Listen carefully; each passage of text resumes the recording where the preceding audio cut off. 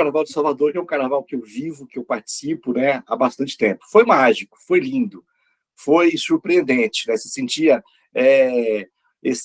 o brilho dos olhos de todo mundo, desde o folião ao artista, à produção, ao ambulante que estava na rua. Foi uma reconexão com a folia, né? Porque, na verdade, quem gosta de festa já voltou. 2022 foi um ano da volta dos festivais, né? Da volta né? Da gente poder sair, da gente poder se encontrar. Mas o carnaval é algo diferente. O carnaval é algo que não se explica. Só quem vive o carnaval, só quem gosta do carnaval sabe do que eu estou dizendo.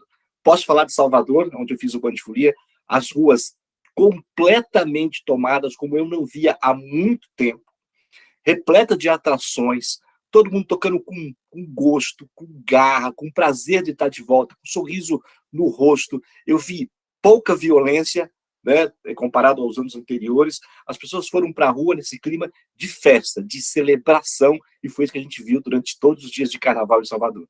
E, em geral, o turismo voltou a movimentar, né, com tudo, assim. Então, a gente teve alta ocupação tanto nos hotéis daqui, quanto nos hotéis de outras cidades, né? Como a gente estava falando, por ser um comportamento de feriado, isso já esquenta o setor, né? E aí, seja de quem é atraído pelo carnaval ou é expelido, né, quem não quer participar, mas, de fato, esse ano retomou. Ano passado ainda, claro, esquentou em relação a 2020 e 2021, perdão, mas 2023 já foi bem mais próximo, né, já foi uma normalidade, digamos assim. Esse ano, eu como participei dos anos anteriores organizando, né, então você tem aquele olhar, né, como organizador e também como cidadão. Esse ano eu achei bastante interessante, porque assim, o palco ele foi algo monumental. O prefeito esse ano até tirou uma brincadeira no Instagram dele, porque ele botou uma foto do palco do Lollapalooza e o palco do Marco Zero. E ele disse, gente, Lollapalooza, né? A prefeitura botou um palco desse, e vocês com um palco menorzinho. Então, assim, foi muito legal isso. Assim, eu acho que trouxe muito essa coisa cultural, para essa autoestima para o Recifense novamente. Foi muito bem organizado. As bandas foram muito boas. A gente veio a artista Pablo Vittar, que veio para o palco do Marco Zero, então, assim, João Gomes. Então, vieram nomes que se acenderam no período da pandemia e vieram para cá no Carnaval, que é uma festa completamente gratuita para todo mundo. Então, assim, as pessoas, elas adoraram, assim, a gente teve um público muito grande, foi muito bom. Eu acho que, assim, não deixou a desejar. Eu acho que também todo mundo estava com muita ânsia, assim, né? Carnaval de Olinda também, muita gente no Carnaval de Olinda, assim, muita gente. Olinda normalmente já fica muito cheio, as ladeiras de Olinda, mas esse ano foi muito cheio. As prévias também foram muito boas, né? Porque a gente tem alguns bloquinhos de rua que saem nas prévias do Carnaval, que também foi muita gente. Eu acho que foi um momento de reencontro da sociedade, das pessoas, de voltarem a ver amigos para curtir mesmo assim a festividade que todo mundo sempre marcava de se encontrar e saía de manhã e saía de um bloquinho ia para outro e depois ia para um barzinho, estendia, tinha o after, enfim. Eu acho que isso trouxe muito essa autoestima para a sociedade. O pós-pandemia também foi muito bacana sentir a energia das pessoas, né? Então, a conexão com o povo mesmo, o carnaval democrático. Então, a gente olhava para as ruas bombando, para os camarotes bombando, os trios bombando, aquilo pulsando realmente aí uma cultura muito forte brasileira que eu acho que estava um pouco represada aí devido à pandemia. E estar junto com a Ivete Sangalo nesse momento, até brinquei com ela, a nossa Black Friday, né, da Ivete, o carnaval, ela abrindo o carnaval também na quinta-feira, foi um momento também super aí, acho que histórico com essa volta, e poder trabalhar junto com a Ivete, né, venho para cumprir, né, esse papel de ajudar a potencializar a conexão da Ivete com as marcas e das marcas com as pessoas, E isso linkado ainda no momento como o carnaval foi muito poderoso. A Prefeitura da Bahia apostando e contratando atrações para dias que até então não eram tão fortes do Carnaval da Bahia, como a quinta-feira, por exemplo, o Circuito Barrondina estava repleta com os grandes artistas da Bahia.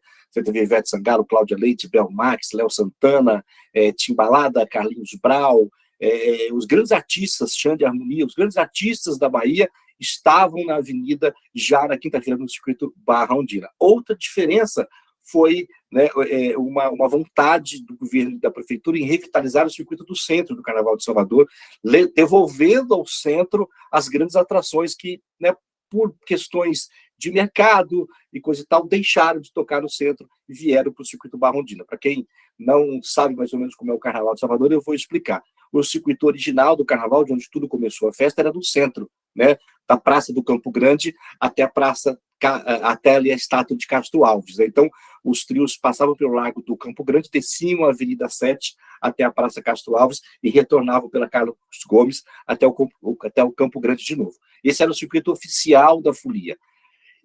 Com a necessidade do carnaval se expandir, foi criado um circuito alternativo, que foi na praia, né, que vai do Farol da Barra, do bairro da Barra, até Ondina. E ali, há 20 anos atrás, tocavam os blocos alternativos, quer dizer, os oficiais tocavam no centro, que é um carnaval do dia, importante salientar. No centro, o carnaval acontece a partir de 13h, meio-dia, os blocos já saem, e no Barra Ondina acontecia à noite, a partir de 18h, né? Devagarzinho, o carnaval foi migrando para a Barra Ondina, porque ali também começaram a existir os grandes camarotes. O primeiro grande camarote foi um camarote corporativo da Daniela Mercury, um camarote só para receber os convidados, e a partir daí foram se criando os grandes camarotes. Aí o palco central, as TVs também foram migrando para o circuito Barra Ondina, e acabou, na verdade, o Barra Ondina virando o grande circuito do carnaval baiano, e o centro ficou esvaziado, né? Então, existe uma preocupação muito grande por parte dos órgãos que fazem o Carnaval da Bahia em revitalizar o centro. E esse ano eu vi isso. Eu vi na terça-feira, por exemplo, Daniela Mercury saindo do centro, que já não saía há muito tempo. Eu vi o Durval Ledes com Asa de Águia voltar para o centro depois de 20 anos. Enfim, a Cláudia Leite saiu no centro também.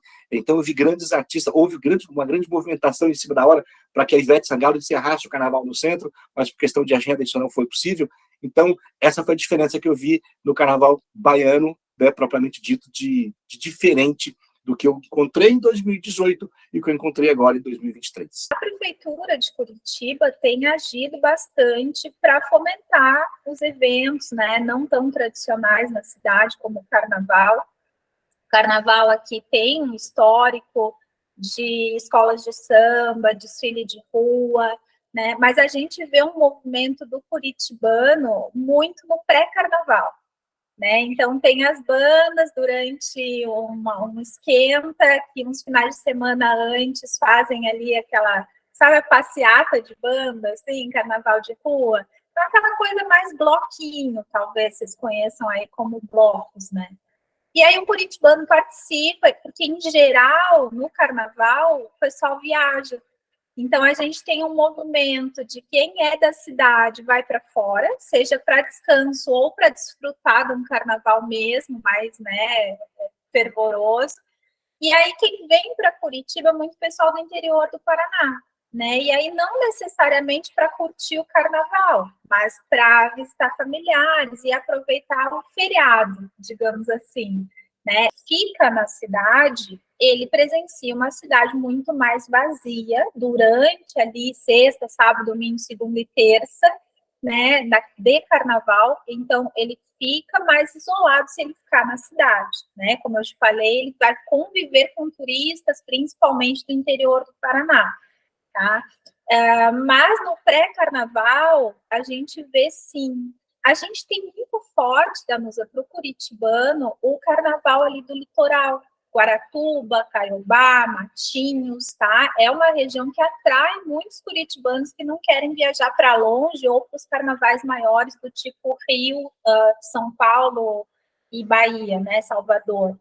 Então, o curitibano acaba se envolvendo nesse planejamento do pré-carnaval, o que a gente vai fazer uns dias antes, o que a gente vai fazer no durante, E aí o que fica na cidade é porque normalmente a gente já opta por uma tranquilidade. O Carnaval do Recife ele é desenvolvido pela prefeitura, né? A prefeitura da cidade do Recife ela é responsável pelo desenvolvimento do Carnaval, junto com a Fundação de Cultura e Secretaria de Turismo, eles fazem toda a parte de atrações, né? Bandas, estrutura. Então, no Carnaval do Recife, o principal foco é o Marco Zero. Né? Existem polos espalhados por toda a cidade.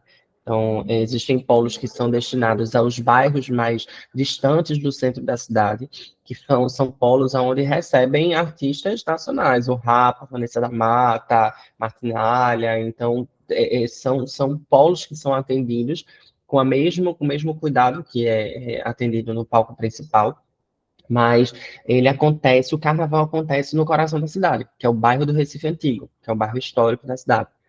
Lá se começa na sexta-feira, a abertura do carnaval, e vai até a terça-feira de carnaval. Né? Então, tem programações é um carnaval onde ele é aberto ao público, ele é para todo mundo, ele é para todas as idades. Existem polos que são destinados para crianças, para idosos, que são os polos onde as festividades elas acontecem mais 3 horas da tarde até umas 5, 6, e aí depois acontece a festa, né, voltado para o público adulto e jovem. A gente tem também as questões das agremiações, dos desfiles de algumas escolas de sambas daqui locais, as agremiações, tem essa questão da manifestação cultural, também que é muito interessante. Então, assim, e existem polos, por exemplo, Hackbeat, que é um polo voltado para um movimento mais de rap, mais de cantores internacionais que fazem também parte desse nicho, e aí vem para cá se apresentar também. Então, tem vários polos que atendem a todos os perfis, a todos os públicos, é bem interessante. O Carnaval do Recife, especificamente, ele é um carnaval noturno, tá? Então, assim, ele começa de umas 5 horas até a noite. Durante o dia, você vai ter alguns desfiles de maracatu, de caboclinho, que ficam nas praças ali do Marco Zero, da Praça do Arsenal, no Recife Antigo. Você vai ter essas manifestações culturais que você vai poder ver tranquilamente. Mas ele é um carnaval muito mais noturno. A festividade acontece a partir da noite. Já Olinda, ele é um carnaval de manhã, né? Então, você começa a Olinda, 8 horas da manhã já tem um monte de gente. 10 horas já está entupido. Então, assim, as pessoas elas ficam... E muita gente vai para Olinda e depois... A atividade que se tem, que é de manhã, no Recife, é o galo, né? Porque o galo da madrugada ele acontece no sábado de carnaval, e aí ele começa eu acho que 9 horas da manhã começam a sair os trios e fica até 6, 5 horas da tarde, enfim, vai se estendendo. E aí ele é o que fica mais durante o dia, né? Mas as outras programações, tanto no polo principal quanto os polos descentralizados, eles começam no período da tarde, assim, a partir de 5 horas da tarde. A cidade mostrou-se, mais uma vez, estar preparada para isso. Então, quando você olha Salvador, depois de todos esses anos, você vê que realmente a cidade está preparada para receber todas essas pessoas. É uma cidade ainda que é preparada não só da forma estrutural, mas também, eu acho que, parte de serviços de pessoas, que a energia que eles nos passam, a forma que nos recebe, a receptividade, é uma coisa que é intangível, que acaba agregando aí valor a tudo isso que a gente está falando. A prefeitura criou um órgão que incentivou o carnaval sustentável, onde teve, sabe, a adesão dos 7 grandes camarotes do Circuito Barra Ondina, o Clube, o Salvador, o Mirante do Gigante, o Expresso 222, o Harém, o Planeta Band e o Brahma, todos aderiram, os blocos aderiram também, né, para que você recebesse o selo de Eu Faço um Carnaval Sustentável, você recebia um selo, você tinha que inscrever o seu bloco, o seu camarote, a sua instituição, né, nesse programa da prefeitura. Ao longo do carnaval, fiscais passavam, né, fiscalizando se você estava cumprindo os requisitos para que você recebesse no final do carnaval o selo de Eu Faço um Carnaval Sustentável. Esse carnaval sustentável, alguns dos tópicos, né, privilegiava justamente a reciclagem de material, a inclusão social, a segurança dos furões como um modo geral, mas um foco importante na mulher e acessibilidade. Então, esses foram os tópicos, alguns dos tópicos, onde não só os camarotes, como os blocos teriam que cumprir e eram fiscalizados ao longo da festa, ao longo do evento, para que na terça-feira você recebesse aí sim o certificado de eu faço um carnaval sustentável.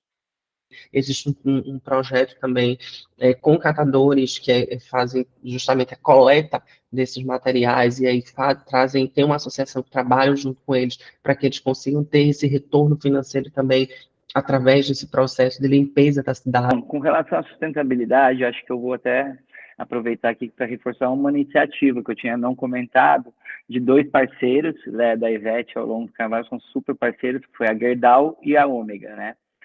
Gerdau nos forneceu um trio totalmente sustentável, com materiais recicláveis, então foi a primeira vez, o trio Coruja, então foi todo feito, e o do Pipoca, de uma forma sustentável pela Gerdau, e a Ômega, que é também uma empresa, né, de energia, que é super parceira, o que ela fez? Uma descarbonização, então tudo que o caminhão geraria digamos assim, ao longo do percurso de poluição, a gente fez uma descarbonização que eles conseguem fazer, que foi uma tecnologia que eles implementaram e também dentro do trio, para a gente ter um trio 100% sustentável. Então, acho que colocando aí uma pauta, e você vê que é bom a gente ter essas conversas, mas trazendo aí 2 parceiros com uma iniciativa incrível que foi feita em cima de um propósito, de uma causa com foco sustentável e, lógico, também aí com esse propósito para a comunidade local, enfim, e com um olhar de cuidado para toda a sociedade. Na questão de segurança, eu vi em Salvador também, foi até matéria de grandes TVs e tudo mais, eles usaram, pela primeira vez no Carnaval da Bahia, a câmera com identificação facial, né, e conseguiram prender, ou não sei qual é o termo certo, apreender ou prender, pessoas que estavam foragidas da polícia. Foram feitas, se não me engano, 30 e poucos prisões, porque você passa por um pórtico de segurança para você adentrar o circuito, né? Em todo o pórtico tinha essas câmeras de identificação facial, isso ajudou com que a polícia recuperasse aí fugitivos da justiça. Eu vi a Ambev tomando conta do carnaval como um todo no Brasil inteiro, só deu Brahma, né? Os seus produtos em algumas ações pontuais, como o Beats, né? Como a Beats, também com um trio, um trio, um ponto com um DJ muito bacana, muito bonito, aliás, no Farol da Barra. Zé Delivery, viu o iFood muito presente no Carnaval da Bahia, mas o iFood é uma marca que já vem marcando presença no Carnaval, não é de hoje, mas com ações bastante bacanas nos trios, com jingle, com vinhetas e tudo mais. Acho que essas foram as principais marcas que eu lembro de ter visto presentes no Carnaval, no circuito. Que foi, segundo o Márcio Pedreira, que é o marido empresário da Cláudia Leite, me passou, houve uma ação de oportunidade do Zé Delivery, porque quando foram fazer a logística para a Cláudia chegar no trio, você sabe que na Bahia tudo é complicado. Ela ia fazer um trecho de moto, ela ia de mototáxi. E aí ele entrou em contato com a Ambev e sugeriu uma ação do Zé Delivery, que ela fosse vestida de amarelo com a mochila do Zé Delivery, e gerou rede social, gerou bastante coisa, gerou bastante evento essa ação. Foi uma ação bem inteligente de ambas as partes, de oportunidade. Ela foi de van até um certo lugar, e aí pegou a moto e chegou toda de amarelo, enfim, foi uma ação bacana. São de marcas, eu vi muita presença de marcas esse ano. Patrocinadores, empresas, elas também estavam querendo se aproximar muito mais da população. Antigamente a gente tinha, mas era uma coisa muito mais contida. Esse ano eu achei elas muito mais próximas, muito mais integradas, querendo participar, querendo promover de alguma forma. E também, assim, obviamente, né, mostrar o seu produto e serviço, mas também estar ali apoiando toda essa movimentação cultural. Eu achei bem legal esse ano. Porque é um carnaval no qual você tem a parte toda de rua, né? Um carnaval onde as pessoas elas podem curtir tranquilamente o carnaval de rua, mas tem também muitos eventos privados, né? Então a gente tem camarotes privados espalhados pela cidade, que tem festividades grandes, que tem uma produção muito grande, não deixa a desejar nenhuma outra produção assim monumental. Então tem um cuidado e é uma movimentação muito grande, assim, de fluxo de pessoas, de economia, de questão de bem-estar, enfim, tem toda aí a questão gastronômica também, porque você vê bares e restaurantes que, principalmente os do Marco Zero, tem uns que eles fecham toda a sua área, porque fica de frente para o palco do Marco Zero, então eles fazem camarote, eles organizam, eles botam uma equipe reforçada para atender essas demandas. Então, a cidade toda, ela se movimenta para isso. O carnaval como um todo, eu vejo assim que o sampling continua forte, né? O live marketing que pôde voltar. Então, essas coisas que nós ficamos aí 2, quase 3 anos sem, as empresas estão redescobrindo, né, o contato com o cliente, a entrega da amostra, a abordagem qualificada através de uma promotora, isso tudo voltou esse ano e a gente fica feliz. A gente tem vários pontos de contato na cidade. A gente tem as televisões que elas se organizam realmente para fazer a transmissão, e aí ela bota jornalistas espalhados pelos principais pontos da cidade, fazendo a cobertura. Você tem toda a parte de radialista, então, no centro, junto do palco do Marco Zero, que é o palco principal, existe uma parte que é só de imprensa. Então, fica as TVs, as rádios, fazendo muito mais a questão de cobertura, né? A parte muito mais jornalística do que publicitária da coisa. Quando você vai para a parte de publicidade, as marcas, elas investem muito em estar nas ruas, elas serem vistas. Então, elas sempre vêm com outdoor, elas sempre vêm com, fazem a parte de TV, fazem a parte de rádio, né? E aí elas sempre trazem essa conotação para uma música carnavalesca. Então, as marcas, elas se preparam para o carnaval, elas às vezes chamam algum cantor que fez sucesso, então está fazendo sucesso no período, para fazer o jingle, para fazer alguma postagem, algumas coisas. Então, as marcas, elas se preparam para isso. Essa comunicação, ela acontece também muito nessa parte visual. Então, assim, a cidade toda, ela fica toda decorada. Então, o bairro do Recife, ele é decorado completamente. Então, essa questão do visual, do contato visual, da mídia exterior, ela é muito forte.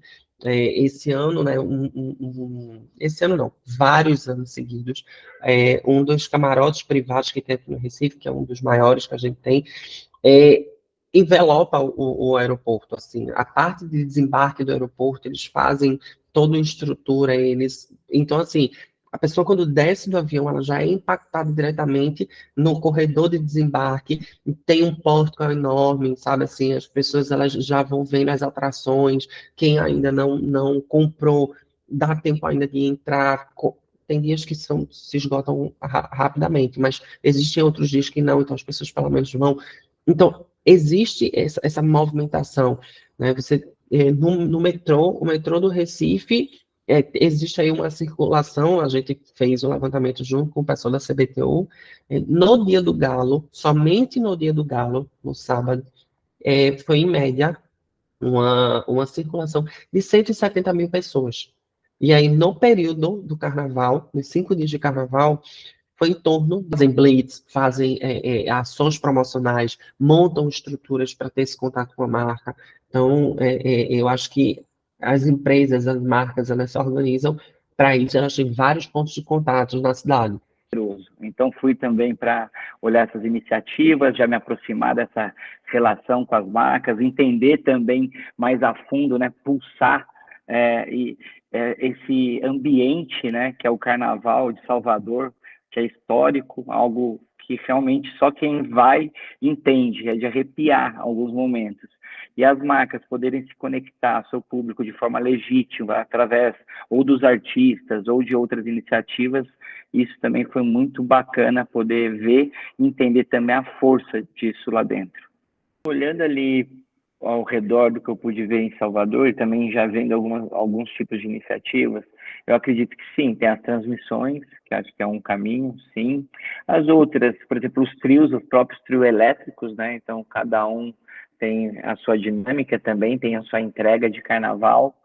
Os próprios camarotes, hoje em dia, também é um negócio muito forte, porque você pode ter um camarote ou, digamos assim, white label, né, sem uma marca ou já com alguma marca, mas que as atrações internas também possam gerar aí negócios. Então, os camarotes, eu acho que também aí é uma fortaleza muito grande. As próprias mídias, né, eu acho que mídia exterior, então vamos para as oportunidades de mídia exterior, nesse momento as pessoas na rua, acho que tem uma oportunidade incrível, acho que não só todos os canais, né, em gerais de mídia, então acho que essa composição, a mídia como um todo fica muito forte nesse momento. Acredito também que haja espaço para ativações nos próprios hotéis, que os hotéis ficam sold out, então como que a gente pode criar parcerias de negócio com os hotéis, com as empresas aéreas, já desde o início, para estar nessa experiência junto com o público que já vai. Acho que os próprios camarotes fazem pacotes, por exemplo, então como as marcas têm que entrar de uma forma natural, cada uma no seu espaço, também de uma forma que seja legítima, né, alinhada com seus valores, mas eu acho que aí tem espaço para todos, e ainda muita oportunidade para se fazer. Os próprios artistas, ou através dos trios, mas também aproveitando esse ecossistema dos canais digitais, onde o que está rolando local dá para propagar para todo esse Brasilzão, então usufruir desse ecossistema digital que vai estar espelhado nesse grande evento. Então, acho que aí tem uma oportunidade muito grande para as marcas também explorarem cada dia mais. Muito se fala, né, hoje, né, existe uma campanha muito grande do trio sem corda, né, do trio tocando para pipoca, sem o bloco. E conversando com a Daniela Mercury a respeito disso, ela falou, não, mas o bloco faz parte da cultura do carnaval, ele não pode deixar de existir. Né? Tudo bem que teve uma época que existia em demasia, só tinha bloco, não tinha trio pipoca. Né? E eu justamente abordei ela numa entrevista sobre, né, esse grande número de trio pipoca, que era bom para o Carnaval da Bahia. Ela falou, Betinho, é bom, mas é bom também a gente entender que se a gente quer manter a tradição do Carnaval da Bahia, os blocos fazem parte da tradição do Carnaval da Bahia. Então, eles não podem deixar de existir. Então, é importante que a gente faça uma campanha também para que os blocos continuem existindo, e o trio pipoca também. As redes sociais da Ivete é muito forte, né? Então, assim, e é um pouco do que eu também vim para contribuir, potencializar toda essa parte de negócio, de monetização e da forma com que também a Ivete se posiciona em cada uma delas. Mas quando a gente olha, por exemplo, o Spotify, de 4 milhões a gente pulou para quase 8 milhões de usuários mês. Então, assim, o Carnaval com Chega Mais, que foi um projeto específico o Carnaval, onde ela, enfim, acabou tendo um hit que bombou no Carnaval também, né? Então, isso são coisas que a Ivete faz e acho que é um número representativo. Conseguir dobrar uma rede, acho que foi muito legal. O próprio TikTok da Ivete foi super bacana, a gente realizou ali algumas ações também. Esse aí tem um ponto legal, que foi algo que eu participei, que foi uma conexão com o TikTok, onde um dos dias do trio, eles levaram alguns creators lá para o trio, onde captaram bastante conteúdo em real time e também foram postando no TikTok, lógico, ali marcando a Ivete, fazendo essa dobradinha de carnaval que foi muito bacana. O tema dela das redes sociais, como que, por exemplo, um evento do carnaval, como tem um reflexo, tanto em engajamento, quanto em alcance, quanto também aí no reflexo numérico, né, de usuários, como o público e como os fãs da Ivete são realmente leais, né, digamos assim, e como ela tem essa biografia que ela carrega de 30 anos de carreira que proporciona tudo isso. São mais de 70 milhões de usuários na somatória das redes. Então, assim, realmente são números representativos e que mostram aí a possibilidade de gerar muitos negócios com isso, com a parceria das marcas. No varejo, por exemplo, né, todos os clientes que não têm assim, uma ligação direta com produtos ou serviços relacionados a carnaval usam o tema como um gancho. Então, só para dar aquele famigerado exemplo, né, para as pessoas poderem visualizar o tal do carnaval de ofertas, por exemplo. Então, a gente atende rede de material de construção que movimenta aquele mês, que tradicionalmente é um mês mais fraco, né, porque as pessoas ainda ou estão em férias, ou estão gastando demais início de ano, ou vão gastar com a viagem de carnaval, então eles aproveitam a temática para tentar esquentar através de ofertas, né, seleção de produtos e tal. A gente também, por exemplo, atende auto centers, nada a ver. Os caras se antecipam e fazem uma campanha do tipo, vai viajar no carnaval, faça a revisão do seu carro. né? Então, quem tem uma estratégia de marketing ativa, está com o olhar sempre nessas datas para poder esquentar o seu segmento, né? Para poder rentabilizar seu negócio. Então, acaba movimentando a economia como um todo, não só dos setores diretamente relacionados. É o carnaval esperado demais aqui, né? Então, assim, as pessoas, elas fazem fantasia, elas se preparam realmente. Existem grupos de amigos que se juntam para todo mundo ir meio que um padrãozinho organizado. As pessoas, elas têm esse cuidado de ser participativo, de ser criativo. Então, é aquele momento onde o executivo ele pode deixar de ser executivo, aonde a professora ela pode ir brincar tranquilamente, aonde... Então, as pessoas elas podem brincar com as suas ideias, as suas coisas, de formas de vestir e tranquilamente. Então, assim, eu acho que é um evento esperado, é um evento no qual as pessoas elas se organizam, e aí as pessoas se organizam com muita antecedência mesmo, é um calendáriozinho, porque assim, tem dia que acontece 3, 4 bloquinhos no mesmo dia, então assim, às vezes as pessoas querem ir, às vezes os blocos são próximos, então você sai de um, vai encontrar o pessoal com o outro. Então, tem essa coisa das pessoas se organizarem. E aí você pega, por exemplo, gente que mora em Recife e às vezes aluga casa em Olinda para ficar no foco de Olinda alguns dias. Então as pessoas elas vão para Olinda e tipo é uma cidade vizinha, você com meia hora, 20 minutos você chega, dependendo da localização que você mora em Recife, você chega em Olinda, mas as pessoas elas não querem ter a preocupação de ter que pegar um deslocamento e ir para voltar para a cidade, não, elas ficam ali mesmo. Então assim, as pessoas elas participam dessa forma. E aí você tem a questão da rede hoteleira. A rede hoteleira da gente sempre fica com quase 99% de ocupação. Então, a gente tem uma ocupação hoteleira absurda na cidade. E aí, isso a gente está falando de registros de hotéis. Quando você vai para o Airbnb, por exemplo, a gente já perde aí esse controle da quantidade de pessoas que vêm e pessoas que ficam na casa de parentes, na casa de amigos. Hotelaria, uma coisa que a gente está despertando cada vez mais é para o trabalho com captura de leads. Então, antes a gente só fazia mídia, né, para impactar essas pessoas, incentivar uma venda de um pacote, por exemplo. É um setor que despertou para o CRM, para o reimpacto, para o cadastro e para a riqueza, o quanto vale, né, o lead pré-qualificado. Então, uma coisa que eu trabalho com essa rede hoteleira há 3 anos. Há 3 anos atrás, a gente não trabalhava captura de leads, né?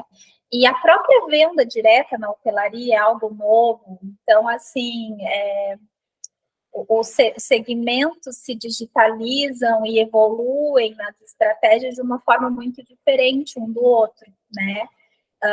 No próprio varejo, sim, de classe C, vamos dizer, ou de varejo, como já citado, materiais de construção, ou lojas femininas já de uma classe C, o comportamento já é completamente diferente, né? Então, o que eu vi na hotelaria é isso, tá? Uma diferença gritante em termos de estratégia para não só vender, mas se relacionar depois com esse cliente, né? E ir direcionando ofertas cada vez mais customizadas. Isso é algo que mudou. Então, a hotelaria trabalha muito com a humanização, e quando a gente fala de lead, parece uma coisa meio fria, mas é uma tratativa, porque lead é um cadastro, né? Mas é uma tratativa muito personalizada mesmo, sabe? A ideia é você oferecer coisas cada vez mais próximas daquilo que aquele cliente gostaria de receber. Então, deixa de ser uma propaganda ou promoção para ser um serviço. O que você vai fazer no próximo feriado? A gente entendeu que você tem perfil de ir para a praia, ou a gente entendeu que você tem um perfil de fugir das muvucas, né? Então, quando você entende aquele comportamento daquele viajante, você acaba reimpactando ele não como oferta genérica. E aí você deixa de ser ruído e passa a ser relevante, né? Principalmente para as marcas locais, e a conexão que vai do marketing com o trade, principalmente, né?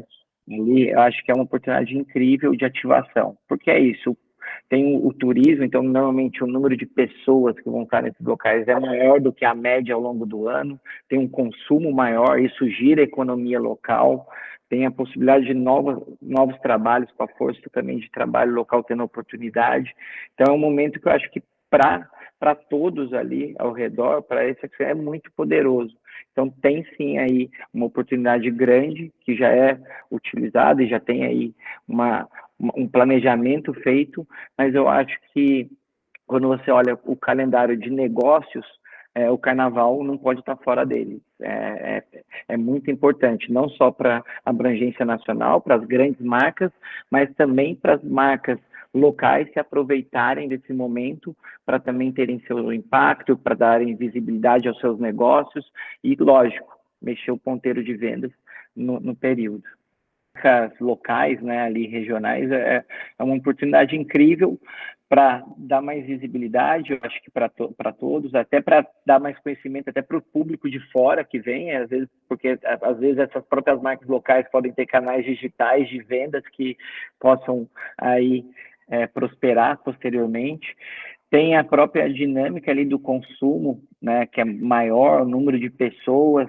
Então, tudo isso para o negócio é muito importante. Então, acho que mexe com todas essas frentes, com as mídias, os canais digitais, com vendas mesmo, dependendo do que você falou, de qual indústria que for atuar, mas o que a gente não pode deixar é de ter entendimento que é algo cultural. Então, é muito importante para o brasileiro e é uma oportunidade das marcas com empatia estarem juntos das pessoas e aí criar novas conexões, novas relações que vão perdurar ao longo do ano.